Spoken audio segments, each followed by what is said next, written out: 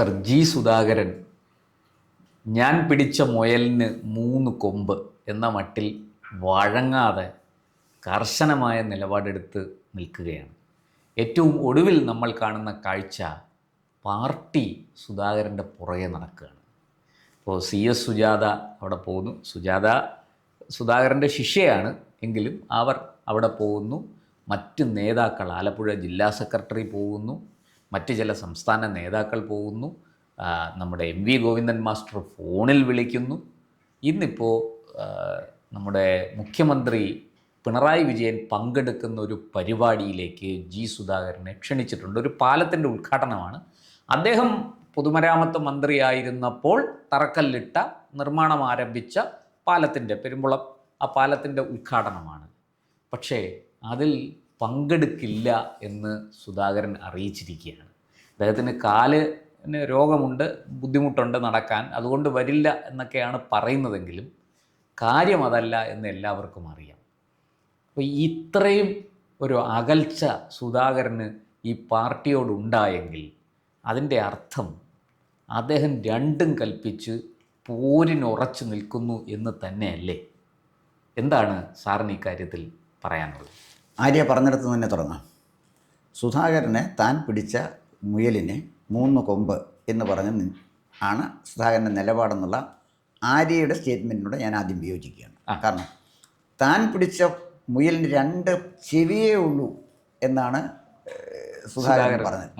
2 ചെവിയേ ഉള്ളൂ ഈ മുയലിന് എന്ന് പറഞ്ഞത് ആരെയൊക്കെ അലോസരപ്പെടുത്തിയെന്ന് നോക്കിയാൽ ആലപ്പുഴ ജില്ലയിലെ ജില്ലാ സെക്രട്ടറി അലോസരപ്പെടുത്തി, JSSൽ നിന്ന് അവിടെ CPMലെത്തി, ഇപ്പോൾ സെക്രട്ടേറിയറ്റിലെത്തിയ ഒരാളിനെ അലോസരപ്പെടുത്തി, സജി ചെറിയനെ അലോസരപ്പെടുത്തി, ഗോവിന്ദൻ മാസ്റ്ററെയും പിണറായി വിജയനെയും അലോസരപ്പെടുത്തി.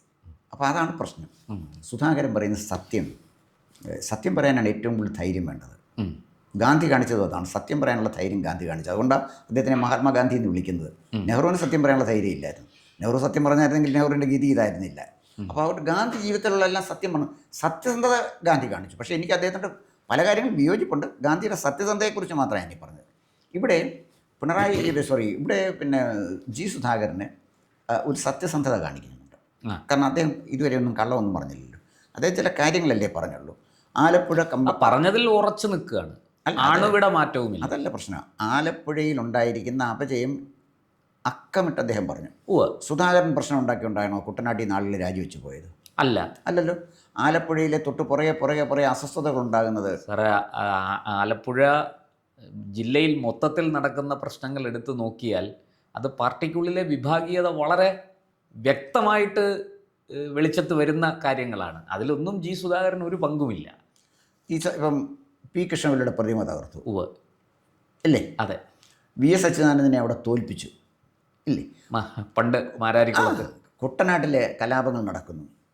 ഗേവിരിയമ്മ ആലപ്പുഴയിൽ നിന്നല്ലേ പാർട്ടി വിട്ടുപോയത്? അതെ. ഞാൻ പറഞ്ഞു വന്നത് പാർട്ടിക്ക് സംഭവിച്ച അപജയത്തെക്കുറിച്ച് ഒരു ഷോക്കിംഗ് സ്റ്റേറ്റ്മെൻറ്റിലൂടെ ജി സുധാകരൻ ഓർമ്മിപ്പിക്കുകയാണ് ചെയ്യുന്നത്. അദ്ദേഹം പാർട്ടി വിരുദ്ധമായിട്ടൊന്നും ചെയ്തിട്ടില്ല. ഒരു അച്ചടക്കമുള്ള കമ്മ്യൂണിസ്റ്റുകാരൻ എന്നുള്ള നിലയിൽ വിമർശനം നടത്തുന്നതോടൊപ്പം തന്നെ സ്വയം വിമർശനവും അദ്ദേഹം നടത്തുന്നുണ്ട്. ഞാൻ ബ്രാഞ്ചിലേക്ക് ഒഴിഞ്ഞു, ഞാനിവിടെ ഒതുങ്ങി പ്രവർത്തിക്കാൻ തയ്യാറാണ്. അതെല്ലാം കൃത്യമായിട്ട് അദ്ദേഹം പറയുന്നുണ്ട്.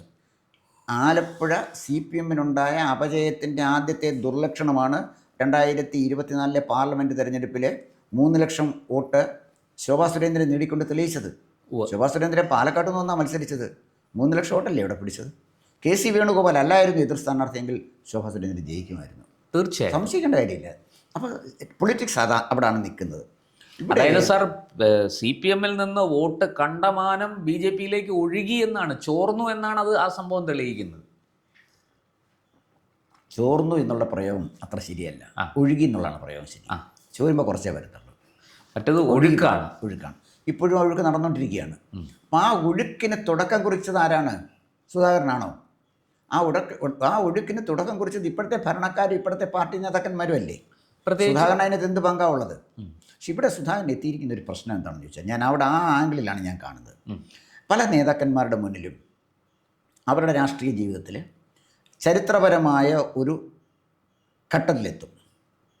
ചരിത്രപരമായ പ്രത്യേക ഒരു ഘട്ടത്തിൽ എല്ലാവരുടെ ഇല്ല, ചില പ്രമുഖ നേതാക്കന്മാരുടെ അപ്പോഴെടുക്കുന്നൊരു തീരുമാനം വലിയ തീരുമാനമായിരിക്കും. ഉദാഹരണത്തിന് കോൺഗ്രസ് പിളർന്നപ്പോൾ പിന്നെ എബ്രഹാം മാസ്റ്ററും പ്രമുഖരായ കേരളത്തിലെ നേതാക്കന്മാരൊക്കെ സംഘടനാ കോൺഗ്രസിനോടൊപ്പം നിന്നു. കരുണാകരൻ ഇന്ദിരാഗാന്ധിയോടൊപ്പം നിന്നു. പിന്നീട് കേരളത്തിലെ കോൺഗ്രസിനെ നിയന്ത്രിച്ചത് കരുണാകരനായിരുന്നു. അതെ. കോൺഗ്രസ് വിട്ടുപോയ ആൻ്റണിക്കും ഉമ്മൻചാണ്ടിക്കും തിരിച്ച് കോൺഗ്രസിലേക്ക് വരാൻ കരുണാകരൻ്റെ കൃപാകടാക്ഷം വേണ്ടി വന്നില്ലേ? അപ്പോൾ ആ ചരിത്രപരമായ സന്ദർഭത്തിലെടുക്കുന്ന തീരുമാനമാണ്. അതുപോലെ തന്നെ കരുണാകരൻ്റെ ജീവിതത്തിൽ മണ്ഡലം ഉണ്ടായില്ലേ? അദ്ദേഹം ഡിക്ക് സ്ഥാപിച്ചുകൊണ്ട് കോൺഗ്രസ് വിട്ട് പുറത്തുപോയി. അകത്തുനിന്ന് ഫൈറ്റ് ചെയ്യാമായിരുന്നു. അതല്ലെങ്കിൽ ഡിക്ക് സ്ഥാപിച്ചപ്പോൾ ഒരു കുഴപ്പമില്ല, പ്രാദേശികമായൊരു കോൺഗ്രസ് പാർട്ടിയായിട്ട് വരുമായിരുന്നു. പൊളിറ്റിക്കലായിട്ട് നോക്കുകയാണെങ്കിൽ പിന്നെ ശരത് പവാർ എടുത്തതുപോലെ അല്ലെങ്കിൽ മമതാ ബാനർജി എടുത്തതുപോലെ ബുദ്ധിപരമായ തീരുമാനമാണ് കരുണാകരൻ എടുത്തത്. പക്ഷേ CPM-ൻ്റെ ഇടതുപക്ഷത്തിലേക്കൊരു എൻട്രി കിട്ടാൻ താമസം വന്നു. കാരണം അതും കരുണാകരൻ്റെ പ്രശ്നമാണ്. കരുണാകരനെ CPM-നുമായിട്ട് യോജിക്കുന്നതിന് പകരം പാർട്ടി ഉണ്ടാക്കിയെന്ന് കോൺഗ്രസുമായിട്ട് വിലപേശാനാണ് ശ്രമിച്ചത്. അതിന് പകരം അദ്ദേഹം CPM-മായിട്ടന്ന് യോജിച്ചിരുന്നു എങ്കിൽ ഇന്നത്തെ CPM-ൻ്റെ തകർച്ചയിൽ ഏറ്റവും കൂടുതൽ മുതലെടുക്കുന്നത് ഈ ഡെമോക്രാറ്റിക് ഇന്ത്യ കോൺഗ്രസ് ആണ്. മമതയെ പോലെ ഒരു ശക്തമായ രാഷ്ട്രീയമായിട്ട് അതിനെ വളരായിരുന്നു. അതിന് പകരം കരുണാകരൻ ഉപയോഗിച്ചത് കോൺഗ്രസ് നേതൃത്വത്തെ ഇടതുപക്ഷത്തിൻ്റെ പിൻബലം കാണിച്ച് സമ്മർദ്ദത്തിലാക്കാനാണ്. അത് തിരിച്ചറിഞ്ഞ് അച്യുതാനന്ദൻ പറഞ്ഞ ഒരു കാരണവശാലും ഇങ്ങോട്ട് വരണ്ടെന്ന് പറഞ്ഞു. തീർന്നില്ലേ? അവിടെ തീർന്നു. കരുണാകരനെ എടുക്കാൻ പറ്റില്ല എന്ന് VS അച്യുതാനന്ദൻ നിലപാട് സ്വീകരിച്ചപ്പോൾ കരുണാകരനെ എടുക്കാൻ ആഗ്രഹിച്ചിരുന്ന ആളുകളാണ് കോടിയേരി ബാലകൃഷ്ണനും പിണറായി. അവർ സ്ട്രാറ്റജിക്കലി അവർ കറക്റ്റാണ്. കരുണാകരനെ കൂടെ നിർത്തിയിരുന്നു എങ്കിൽ CPI-യും CPM-ഉം കരുണാകരനോടെ കേരളം ഭരിക്കുമായിരുന്നു. ഒരു പാർട്ടിക്കും തടയാൻ പറ്റില്ല. UDF സമ്പൂർണ്ണമായിട്ടും തകരുമായിരുന്നു, കംപ്ലീറ്റ് തകർന്നു പോയിരിക്കുന്നു. അതുകൊണ്ടാണ് അങ്ങനെ പറഞ്ഞത്. പക്ഷേ VS അച്യുതാനന്ദൻ ആദ്യം അതിനെ അനുകൂലിച്ചെങ്കിലും പിന്നീട് അതിനെ എതിർക്കാൻ കാരണം കരുണാകരൻ്റെ ഈ നിലപാടാണ്. ഞാൻ പറഞ്ഞു വന്നത്, ഇത്തരം നിലപാടുകൾ അവരെ മാത്രമല്ല കേരള രാഷ്ട്രീയ ചരിത്രത്തെയും വഴിതിരിച്ചു വിടുന്ന, ഗതി നിർണ്ണയിക്കുന്ന തീരുമാനങ്ങളായിട്ട് വരും. ഇപ്പം G. സുധാകരൻ എടുത്തിരിക്കുന്ന തീരുമാനം, എടുക്കാൻ പോകുന്ന തീരുമാനം എന്താണെന്ന് എനിക്ക് അറിഞ്ഞുകൂടാ. അതിലേക്ക് വരാം സാർ. അതൊരു ചരിത്ര സന്നിഗ്ധ ഘട്ടത്തിൽ അദ്ദേഹം എത്തിയിരിക്കുക. അതിൻ്റെ കാരണത്തിൽ ഒന്നുകിൽ G. സുധാകരന് അച്ചടക്കമുള്ളൊരു കമ്മ്യൂണിസ്റ്റുകാരനായിട്ട് നിശബ്ദനായിട്ട് തുടരാം. ഈ ബ്രാഞ്ച് കമ്മിറ്റിയിൽ എനിക്ക് ഈ ബ്രാഞ്ച് മതി, ഞാനിവിടെ കഴിഞ്ഞോളാം എന്ന് പറഞ്ഞാൽ ആ അച്ചടക്കം, ഇത്തരം അച്ചടക്കത്തിനെയാണ് MN വിജയൻ പറഞ്ഞത് അച്ചടക്കമുള്ള മുട്ട ചീമുട്ടയാണെന്ന്. അച്ചടക്കമല്ലത്, അത് അച്ചടക്കമേ അല്ല, കഴിവുകേടാണ്. ഒരു ജനതായി തിരഞ്ഞെടുക്കാത്ത ഒരാൾ, ഒരു ജനകീയ നേതാവ് പ്രതികരിക്കേണ്ട സമയത്ത് നിശബ്ദമായിട്ട് എനിക്കൊന്നും ചെയ്യാനില്ല എന്ന് പറഞ്ഞാൽ കഴിവുകളല്ലേ? അച്ചടക്കത്തിൻ്റെ ഭാഗമാണോ? ഒരിക്കലുമല്ല. അപ്പോൾ അദ്ദേഹം അവിടെയാണ് അത് സ്വീകരിക്കുന്നത് എങ്കിൽ ചരിത്രത്തിൽ അദ്ദേഹം ചീമുട്ടയായി പോകും. അതാണ് എൻ്റെ നിഗമനം. മറിച്ച് കമ്മ്യൂണിസ്റ്റ് പാർട്ടി എത്തിച്ചേർന്നിരിക്കുന്ന മൂല്യച്യുതിയുണ്ട്. അതാരും നിഷേധിക്കാൻ പറ്റുന്നത്? അതിൻ്റെ ഏറ്റവും വലിയ ഉദാഹരണമല്ലേ പിന്നെ ആലപ്പുഴ കാണാൻ പറ്റുന്നത്. ആലപ്പുഴ അദ്ദേഹത്തിനെ വിമർശിക്കുന്ന ആൾ JSS-ൽ നിന്ന് വന്ന് കമ്മ്യൂണിസ്റ്റ് പാർട്ടി ചേർന്ന് ജില്ലാ കമ്മിറ്റി വന്ന ആൾ. ആലോചിച്ച് നോക്കണം, JSS-ൽ നിന്ന് വന്ന ആൾ അദ്ദേഹമാണ് G. സുധാകരൻ്റെ മുന്നിലെ പിന്നെ അവിടുത്തെ ജില്ലാ സെക്രട്ടറി നാസർ എത്രയോ പുറകിൽ നിൽക്കുന്ന ആളാണ്. സീനിയോറിറ്റിയിലാണെങ്കിൽ സജി ചെറിയാൻ എത്ര പുറകിലാണ്? അപ്പോൾ ഞാൻ പറഞ്ഞു വന്നത്, ഏറ്റവും സീനിയർ നേതാവ് ഒരു കാലത്ത് ഇവർക്കെല്ലാം വളരാൻ G. സുധാകരൻ വേണമായിരുന്നു. അപ്പോൾ ഇതിൻ്റെ പ്രോബ്ലം എന്താണെന്ന് വെച്ചാൽ ഇത്ര സീനിയറായ G. സുധാകരനെ ഇവരെ അപമാനിക്കുകയാണ്, മാറി മാറി മാറി അപമാനിക്കുകയാണ്. അപമാനം സഹിച്ചു നിന്നു. കൃത്യമായ സമയം വന്നു. ആ സമയത്ത് പ്രതികരിക്കാൻ അദ്ദേഹം തയ്യാറായില്ലെങ്കിൽ അദ്ദേഹം ചരിത്രത്തിൻ്റെ ചവറ്റുകുട്ടയിലേക്ക്. സാർ, അങ്ങനെ ഒരു ചവറ്റുകുട്ടയിലേക്ക് ഒതുങ്ങാതെ അദ്ദേഹം മുന്നോട്ട് പോകാൻ തയ്യാറാകുമോ?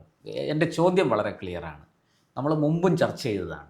ഒരിക്കൽ കൂടി വ്യക്തത വരുത്താൻ നമ്മുടെ പ്രേക്ഷകർക്ക് മുന്നിൽ ഈ ജനഭൂമി ഒരു പ്രവചനം പോലെ നടത്തുന്നതാണ് എന്ന് തന്നെ ഇരുന്നോട്ടെ.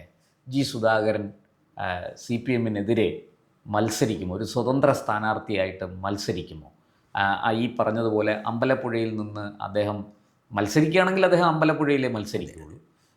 അങ്ങനെ ഒരു വലിയ വെല്ലുവിളി ഉയർത്തി അദ്ദേഹം അമ്പലപ്പുഴയിൽ സ്ഥാനാർത്ഥിയാകുമോ? സ്വതന്ത്ര സ്ഥാനാർത്ഥിയാകുമോ? എന്താണ് അങ്ങേക്ക് തോന്നുന്നത്? ഞാൻ G. സുധാകരനെ ഇൻ്റർവ്യൂ ചെയ്ത ആളാണ്. അദ്ദേഹം കടുത്ത മാനസികമായ സംഘർഷത്തിലാണ്. കാരണം അദ്ദേഹത്തിൻ്റെ ജീവനേക്കാൾ അധികം സ്നേഹിക്കുന്ന പ്രസ്ഥാനം മാർക്സിസ്റ്റ് പാർട്ടിയാണ്. അതാണ് എൻ്റെ ഒരു രക്തസാക്ഷി കുടുംബത്തിൽ നിന്നാണ് അദ്ദേഹം. അദ്ദേഹത്തിൻ്റെ മാർക്സിസ്റ്റ് പാർട്ടി പ്രവർത്തനം വരുമാനം ഉണ്ടാക്കാനോ ധനം സമ്പാദിക്കാനോ ഭാര്യയും മക്കളെ സ്ഥാനാർത്ഥികളാക്കാനോ അല്ലായിരുന്നു. അദ്ദേഹത്തിൻ്റെ ഭാര്യ സ്ഥാനാർത്ഥിയാക്കണമെന്ന് പറഞ്ഞില്ലല്ലോ. ഇല്ല. അദ്ദേഹത്തിൻ്റെ അദ്ദേഹത്തിൻ്റെ മകൻ ആരാണ് ഇവിടെ എന്ന് വല്ലതും അറിയാം? അദ്ദേഹത്തെ ഇൻ്റർവ്യൂ ചെയ്ത് എനിക്കും അദ്ദേഹത്തിൻ്റെ മകനെ കുറിച്ച് അറിയില്ല. ഭാര്യയെ കുറിച്ച് തന്നെ വലിയ അറിവൊന്നും ആർക്കുമില്ല. അവരെന്തോ അധ്യാപികയൊക്കെ ആയിരുന്നു എന്ന് കേട്ടിട്ടുണ്ട്. ഭാര്യയെ അവർ കോളേജ് അധ്യാപിക എന്നുള്ള നിലയിൽ എനിക്കറിയാം. ജൂബിലി നവപ്രഭ എന്ന മാഡത്തിൻ്റെ പേര്. നമ്മൾ വീട്ടിൽ ചെന്ന് നല്ല ചായയൊക്കെ തരും. അതിനപ്പുറത്ത് വേറെ റോളൊന്നുമില്ല. അപ്പോൾ കാരണം ഒതുക്കമുള്ള ഒരു ഗ്രഹനാഥ എന്ന നിലയിൽ നിൽക്കുന്ന ആളാണ്. സുധാകരനെ സംബന്ധിച്ചിടത്തോളം ഞാനതാണ് പറഞ്ഞത്, സുധാകരൻ്റെ മാനസികമായ സംഘർഷം വളരെ രൂക്ഷമാണെന്നാണ് ഞാൻ മനസ്സിലാക്കിയിട്ടുള്ളത്. ഞാൻ ഇൻ്റർവ്യൂ ചെയ്തുകൊണ്ട് പറയുകയാണ്. അപ്പോൾ ഞാൻ ബംഗാളിലെ തകർച്ചയെക്കുറിച്ച് ചോദിച്ചപ്പോൾ അദ്ദേഹം വളരെ ഒരു മറുപടി പറഞ്ഞു, ഒരു ക്ലാസിക് മറുപടിയാണ് പറഞ്ഞത്. ബംഗാളിൽ ഈ പാർട്ടിയെ തകർത്തത് അദാനിയും അംബാനിയും ടാറ്റയും ബിർളയും ഒന്നും അല്ലല്ലോ, പിന്നെ ആരാ തകർത്തത്? അത് വലിയ ചോദ്യമല്ലേ. അതെ, കേരളത്തിൽ ഈ പാർട്ടിയെ തകർക്കാൻ പോകുന്നതാരാണ്? ഇവിടെയും അദാനിയും അംബാനിയും വന്നില്ലല്ലോ. അംബാനി ഒരു ഫോട്ടോ വെച്ചങ്ങ് പോയല്ലേ ഉള്ളൂ, അവരൊന്നും ചെയ്തില്ലല്ലോ. ബിർളയെ പണ്ട് ക്ഷണിച്ചുകൊണ്ട് വന്നു, അങ്ങനെയാണല്ലോ ഗോളിയർ റയൻസ് വന്നത്. അതെ, അത് ഇവർ തന്നെ ക്ഷണിച്ചുകൊണ്ട് വന്നതാണ്. എന്നിട്ട് അവർ തന്നെ പറഞ്ഞു വിട്ടുകയും ചെയ്തു. അപ്പോൾ ഇത് ഞാൻ പറഞ്ഞു വന്നത്, അദ്ദേഹം അനുഭവിക്കുന്ന മാനസിക സംഘർഷം വളരെ വലുതായിട്ടാണ് എനിക്ക് തോന്നുന്നത്. പക്ഷേ അമ്പലപ്പുഴയൊക്കെ നമുക്ക് ഒരുപാട് സുഹൃത്തുക്കളും ബന്ധുക്കളും ഒക്കെ ഉണ്ട്. അവരൊക്കെ ഒന്നടങ്കം ആവശ്യപ്പെടുന്നത് സുധാകരൻ മത്സരിക്കണമെന്നാണ്. സുധാകരൻ മത്സരിക്കണമെന്നാണ്. സമ്മർദ്ദമുണ്ട്, വളരെ സമ്മർദ്ദമുണ്ട്, ശക്തമായ. ഞാൻ ചോദിക്കുന്നത്, ഞാനിപ്പോൾ എൻ്റെ കോൺസ്റ്റിറ്റ്യുവൻസിയിൽ ഞാനൊരാൾ വോട്ട് ചെയ്തു, അയാൾ ജയിച്ചു, MLA ആയി, എനിക്കിഷ്ടപ്പെട്ട ഒരാളാണ്. അയാൾക്ക് ഇഷ്ടമനുസരിച്ച് തീരുമാനം എടുക്കാൻ ഒക്കത്തില്ല. അദ്ദേഹം ജനകീയ നേതാവാണ്. അദ്ദേഹത്തിന് മാർക്സിസ്റ്റ് പാർട്ടിയോടുള്ള കമ്മിറ്റ്മെൻറ്റ് അദ്ദേഹത്തിൻ്റെ പേഴ്സണൽ പ്രോബ്ലമാണ്. അദ്ദേഹത്തിന് മന്ത്രിയായത് അദ്ദേഹം വിചാരിച്ചപ്പെടല്ലോ, അദ്ദേഹം MLA ആയതും അദ്ദേഹം വിചാരിച്ചപ്പെടല്ല. അദ്ദേഹത്തിനെ സപ്പോർട്ട് ചെയ്ത് അദ്ദേഹത്തിനെ പിന്താങ്ങിയത് പാർട്ടിയല്ല, ജനങ്ങളാണ്. അതാണ് മനസ്സിലാക്കേണ്ടത്. മാർക്സിസ്റ്റ് പാർട്ടി അവിടെ ഒരു പാർലമെന്ററി പൊളിറ്റിക്സിന്റെ ഇടപെടലാണ്. അപ്പോൾ മാർക്സിസ്റ്റ് പാർട്ടി ജി സുധാകരനെ മുന്നേ നിർത്തി അഴിമതിരഹിതമായ പ്രതിച്ഛായുള്ളൊരു ആഭ്യന്തരമന്ത്രിയെ കൊടുത്തപ്പോൾ അതിൻ്റെ പ്രയോജനം കിട്ടിയത് ആർക്കാണ്? മാർക്സിസ്റ്റ് പാർട്ടിക്കല്ലേ? അല്ലേ? അപ്പോൾ സുധാകരനേക്കാൾ കൂടുതൽ കിട്ടിയത് മാർക്സിസ്റ്റ് പാർട്ടിക്കാണ്. അതെന്താ സുധാകരന് ഇത്രയും പ്രാധാന്യം കിട്ടാൻ കാരണം? മറ്റെല്ലാ മന്ത്രിമാരും അഴിമതിക്കാരായതുകൊണ്ട്, അല്ലെങ്കിൽ ഭൂരിപക്ഷം മന്ത്രിമാരും അഴിമതിക്കാരായതുകൊണ്ട്. അഴിമതിക്കാരുടെ ഇടയിൽ അഴിമതി കാണിക്കാത്ത ഒരാൾ വരുമ്പോൾ വലിയ പ്രാധാന്യം കിട്ടുന്നത്. തീർച്ചയായിട്ടും എല്ലാവരും, ആരും അഴിമതിക്കാരില്ലെങ്കിലോ എല്ലാവർക്കും തുല്യ പ്രാധാന്യമല്ലേ കിട്ടുള്ളൂ. അപ്പോൾ സുധാകരൻ പ്രത്യേകം ശ്രദ്ധിക്കപ്പെടാൻ കാരണം അദ്ദേഹം ഇന്ന് കേരള രാഷ്ട്രീയത്തിൽ സുതാര്യമായിട്ട് ഭരിച്ചു എന്ന് മാത്രമല്ല, ജി സുധാകരൻ ഒഴിച്ച് കേരളം ഭരിച്ച സകല പൊതുമരാമത്ത് മന്ത്രിമാരും ആദ്യം തൊട്ട് ഇന്ന് വരെയുള്ള പൊതുമരാമത്ത് മന്ത്രിമാർ അഴിമതിക്കാരായിരുന്നു. ഞാൻ ആധികാരികമായിട്ട് പറയണം. കാരണം ഇവരെല്ലാം കോടിക്കണക്കിന് രൂപയുടെ സ്വത്തുക്കൾ സമ്പാദിച്ചിട്ടുണ്ട്. ആരുടെ പേരൊന്നും ഞാൻ പറയുന്നില്ല, എല്ലാവരും അഴിമതിക്കാരായിരുന്നു. ഈ PWDയിൽ അഴിമതിയില്ലാത്ത ഒറ്റ മന്ത്രിയെ ഉണ്ടായിരുന്നുള്ളൂ, അത് ജി സുധാകരനാണ്. അതാണ് അദ്ദേഹത്തിൻ്റെ പ്രത്യേകത. അഴിമതിയില്ലാത്തൊരു മന്ത്രിയെ സംഭാവന ചെയ്തതാണ് കമ്മ്യൂണിസ്റ്റ്. അവിടെയാണ് കമ്മ്യൂണിസ്റ്റ് പാർട്ടിയുടെ പ്രാധാന്യം. ഇവിടെ സുധാകരനിൽ ജനങ്ങൾ അർപ്പിച്ച വിശ്വാസം, അത് അമ്പലപ്പുഴ ജനം മാത്രമല്ല, കേരളത്തിലെ എല്ലായിടത്തും ആളുകൾ സുധാകരനിലേക്ക് ഒറ്റുനോക്കുകയാണ്. അതെന്താണ് അതിൻ്റെ കാരണം? കേരളത്തിലെ എല്ലായിടത്തെയും ജനങ്ങൾ സുധാകരനിലേക്ക് മാത്രമല്ലേ ഒറ്റുനോക്കുന്നു. മന്ത്രിയായിട്ടിരുന്ന ആളല്ലേ സജി ചെറിയൻ എന്ന് പറയുന്നവരും നോക്കുന്നില്ലല്ലോ, നോക്കുന്നില്ലല്ലോ. സുധാകരനിലേക്ക് ഉറ്റുനോക്കുന്നത് സമൂഹം സുധാകരനിൽ നിന്ന് പ്രതീക്ഷിക്കുന്നുണ്ട്. ഈ മൂല്യച്യുതിക്കെതിരെ ധീരമായി പ്രതികരിക്കാൻ സുധാകരൻ. അതായത് സാർ, കമ്മ്യൂണിസ്റ്റുകാർ മാത്രമല്ല, സത്യസന്ധരായ കമ്മ്യൂണിസ്റ്റുകാരും അഴിമതിരഹിതരായ കമ്മ്യൂണിസ്റ്റുകാരും ഒപ്പം ജനങ്ങളും ജി സുധാകരൻ തിരഞ്ഞെടുപ്പിൽ മത്സരിക്കണം, ഒരു സ്വതന്ത്ര സ്ഥാനാർത്ഥിയായിട്ടെങ്കിലും മത്സരിക്കണം എന്ന് ആഗ്രഹിക്കുന്നു എന്ന് നമുക്ക് പറയാം. തീർച്ചയായിട്ടും ആ പൊതുസമൂഹം അത് ആഗ്രഹിക്കുന്നു. തീരുമാനം എടുക്കേണ്ടത് ഇനി അദ്ദേഹമാണ്. പക്ഷേ അതാ ഞാൻ രണ്ട് തീരുമാനം. ഒന്നുകിൽ ഒരു അച്ചടക്കമുള്ള ചീമുട്ടയാകാം, അതല്ലെങ്കിൽ പ്രതികരിക്കുന്ന കമ്മ്യൂണിസ്റ്റുകാരൻ്റെ മൂല്യങ്ങളിൽ ഉറച്ചു നിന്നുകൊണ്ട് അതിശക്തമായ ഒരു തിരുത്തൽവാദിയായി മുന്നോട്ട് വന്ന് ഈ പാർട്ടി ഇന്ന് നേരിടുന്ന അപജയങ്ങളിൽ അതിശക്തമായി പ്രതികരിക്കാൻ അദ്ദേഹത്തിന് കഴിയണം. അതാണ് ജനം ആഗ്രഹിക്കുന്നത്. VS അച്യുതാനന്ദൻ ചെയ്തത് എന്താണ്? അദ്ദേഹത്തിൻ്റെ കൃത്യമായ ടൈമിംഗ് ഉണ്ടായിരുന്നു, അല്ലേ? അതെ. TP ചന്ദ്രശേഖരനെ വധിച്ചപ്പോൾ അദ്ദേഹം കുലംകുത്തി എന്ന് പറഞ്ഞ് തള്ളിക്കളഞ്ഞപ്പോഴും TP ചന്ദ്രശേഖരൻ്റെ വീട്ടിൽ ചെന്നില്ലേ? അദ്ദേഹത്തെ സമാധാനിപ്പിക്കാൻ പോയില്ലേ? അപ്പോൾ അവിടെയാണ് VS അച്യുതാനന്ദൻ അച്ചടക്കമുള്ള ഒരാളായിട്ട് അവിടെ ഒതുങ്ങിയിരിക്കുകയല്ലായിരുന്നു. കുലംകുത്തിയല്ല, ധീരനായ കമ്മ്യൂണിസ്റ്റാണെന്ന് പറഞ്ഞില്ലേ? അല്ല, ഈ കുലകുത്തി എന്ന അന്നത്തെ പാർട്ടി സെക്രട്ടറി പിണറായി വിജയൻ്റെ പ്രസ്താവനയ്ക്ക് നിശബ്ദമായൊരു മറുപടിയായിരുന്നു VSൻ്റെ സന്ദർശനം. 2015 ആലപ്പുഴ സമ്മേളനം നടക്കുകയാണ്. VSൻ്റെ ഒരുപാട് അപമാനിക്കപ്പെട്ടു. അദ്ദേഹം ആ സമ്മേളനം ബഹിഷ്കരിച്ച് ഇറങ്ങിപ്പോയി. പാർട്ടി ഫ്രീസ്ഡ് ആയില്ലേ? അതെ, കമ്മ്യൂണിസ്റ്റ് പാർട്ടി ഇപ്പോൾ പിളരുമെന്ന് പോലും അതൊരു പ്രതീതി ഉണ്ടായി. പക്ഷേ അതോടുകൂടി പിന്നെ അദ്ദേഹത്തിൻ്റെ ഒരു ഘടകമായി. പിന്നെ വയസ്സ് പ്രായമായി. പിന്നെ വിദ്യാഭ്യാസപരമായിട്ട് അദ്ദേഹത്തിന് ചില പരിമിതികളുണ്ട്. അതൊരു ഘടകമാണ്. ഇന്നത്തെ പൊളിറ്റിക്സ് നിൽക്കുമ്പോൾ അതൊരു ഘടകമാണ്. അപ്പോൾ അവിടെ ഞാൻ പറഞ്ഞത്, പ്രായം പിന്നെ സുധാകരൻ്റെ തടസ്സമല്ല.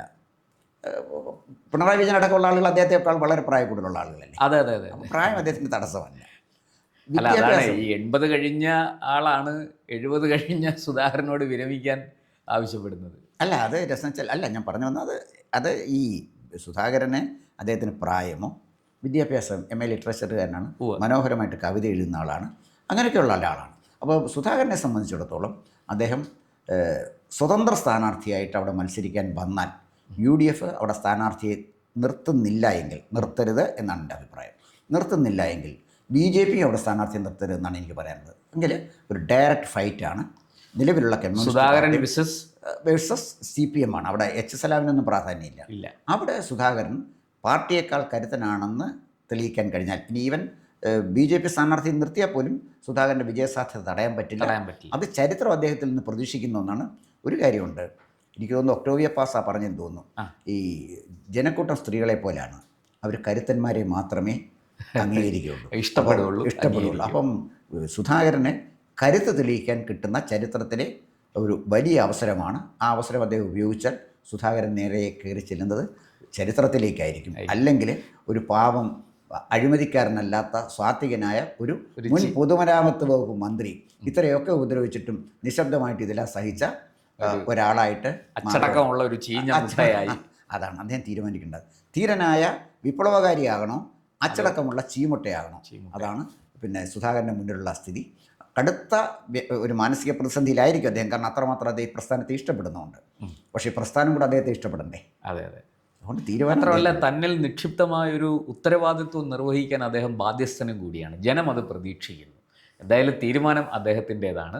അത് ചീമുട്ടയാകണമോ അതോ കരുത്തുള്ള ഒരു തിരുത്തൽവാദിയാകണമോ എന്ന് അദ്ദേഹം തന്നെ തീരുമാനിക്കട്ടെ. നന്ദി, നമസ്കാരം. കൂടുതൽ വാർത്തകളും വിശേഷങ്ങളും നേരിട്ട് ലഭിക്കാൻ ജനങ്ങളിൽ നിന്ന് ജനങ്ങളിലേക്ക് ജനഭൂമി ന്യൂസ് സബ്സ്ക്രൈബ് ചെയ്യൂ. ബെൽ ബട്ടൺ അമർത്താനും മറക്കരുത്.